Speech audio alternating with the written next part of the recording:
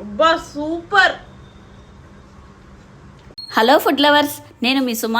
Welcome to my channel Suma ఇంటి వంట. చూశారు కదా మా పాప రియాక్షన్. చాలా రోజుల నుంచి గోబీ మంచూరియా అడుగుతుంది, అందుకే మన స్టైల్లో గోబీ మంచూరియా రెడీ చేశాను. ఇంకెందుకు ఆలస్యం, ఎలా తయారు చేసుకోవాలో చూద్దాం రండి.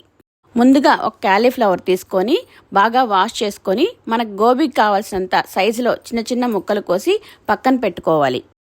తీసి పెట్టుకున్న క్యాలీఫ్లవర్ ముక్కల్లో హాట్ వాటర్ పోసుకోవాలి.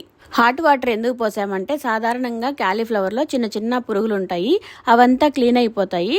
మీరు బాగా వాష్ చేసుకొని తీసి ఒక పక్కన బౌల్లో పెట్టుకోండి. మనం క్యాలీఫ్లవర్లో 3 స్పూన్లు శనగపిండి, 3 స్పూన్లు కార్న్ఫ్లవరు, అలాగే తగినంత కారం, తగినంత సాల్టు, వాటర్ కొంచెం తగినంత వేసుకొని బాగా మిక్స్ చేయాలి. అంటే బాగా మిక్స్ చేయాలంటే ఇవన్నీ వాటికి పడుతూ ఉంటే గోబీకి ఎంత బాగా మనం మిక్స్ చేసామంటే అంత బాగా పడుతుంది. ప్రతిదీ మనం ఎంత బాగా మిక్స్ చేయకపోతే మళ్ళీ కొంచెం దగ్గర ఉప్పు లేకుండా కారం లేకుండా ఉంటుంది. మీరు బాగా మిక్స్ చేసే కొన్నికి ప్రతి ఒక్క పీస్కి బాగా పడుతుంది.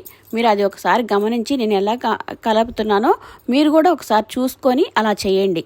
గోబీలో రెడ్ కలర్ కొంచెం వేసుకోండి, బాగా మిక్స్ చేసుకోండి. వీలైనంత వరకు చాలా తక్కువ వేసుకోండి.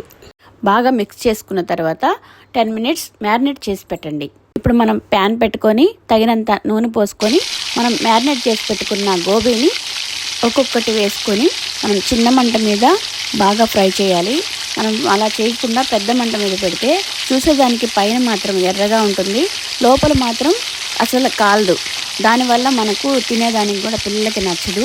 మనం చిన్న మంట మీద పెట్టి చేసామంటే లోపల బాగా కాలుతుంది, మనం తినడానికి కూడా చాలా బాగుంటుంది.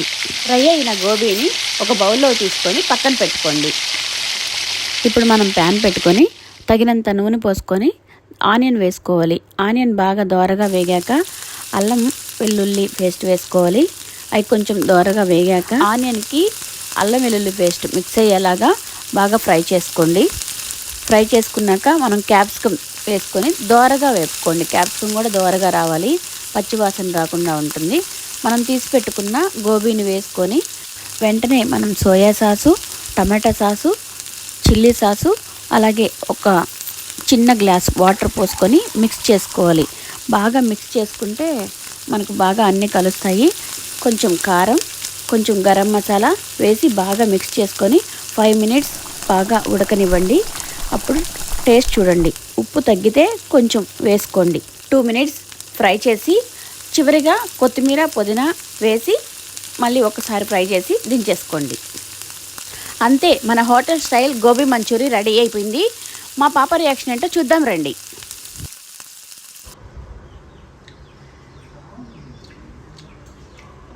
సూపర్, అసలు హోటల్ స్టైల్లో ఉంది. సో మీకు ట్రై చేయాలని ఉందా? ఒక్కసారి రెసిపీని ట్రై చేయండి. Thank you. ఇలాంటి మరిన్ని వీడియోస్ కోసం సుమ ఇంటి వంట ఛానల్ని సబ్స్క్రైబ్ చేయండి.